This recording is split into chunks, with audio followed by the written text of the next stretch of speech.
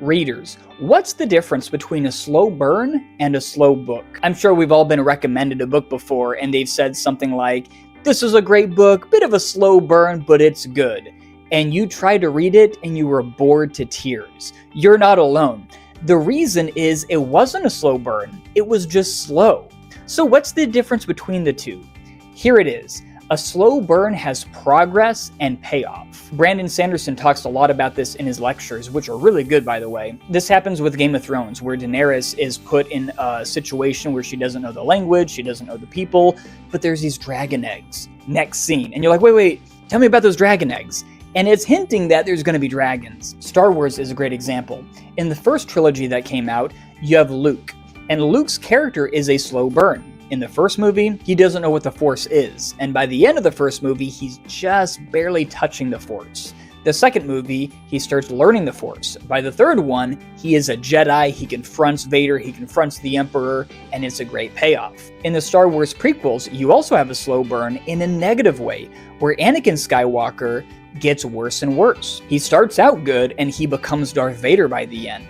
And it's a great payoff, but in a negative way, similar to Breaking Bad, where the character gets worse and worse. A slow burn can be good or bad as long as there's some type of progress. With my book that's currently on Kickstarter, I have the main character, Satchel, and she is very timid at the beginning, she's depressed, her mother had passed away, her father is a drunk, and she is trying to overcome a lot of things. And at the beginning, she's a pretty broken person.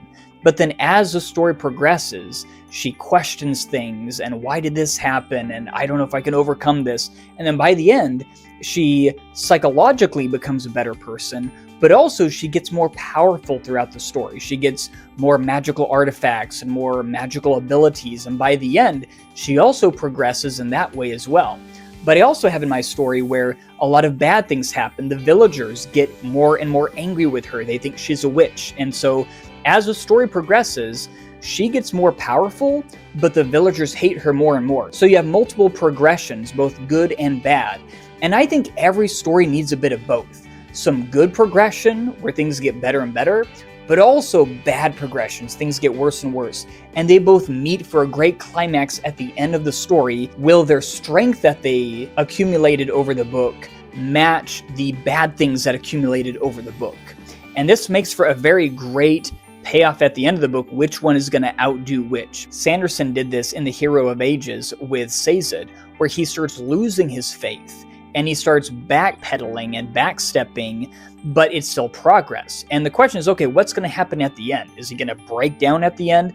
But the reader knows something is going to happen, and it keeps the reader hooked, because they know something big is going to happen at the end. Probably my favorite example of a slow burn is Lord of the Rings, primarily with Frodo. Now, Lord of the Rings in general is not a slow burn. You have a lot of fighting, a lot of wars, and it's epic. But Frodo is a slow burn. The first way it's a slow burn is getting the ring to Mount Doom.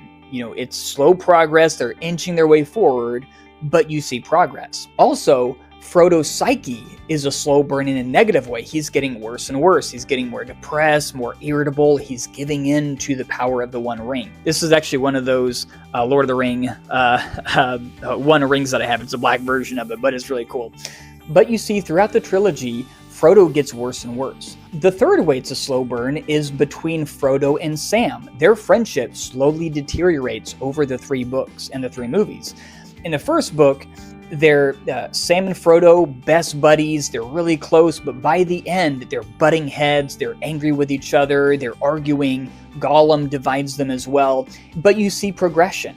And by the end, you know something's coming. What's going to happen? Is he going to throw the ring into Mount Doom? Is he going to be like the other guy that gave in? What's going to happen? And that's the mystery that readers can't resist. They have to keep reading.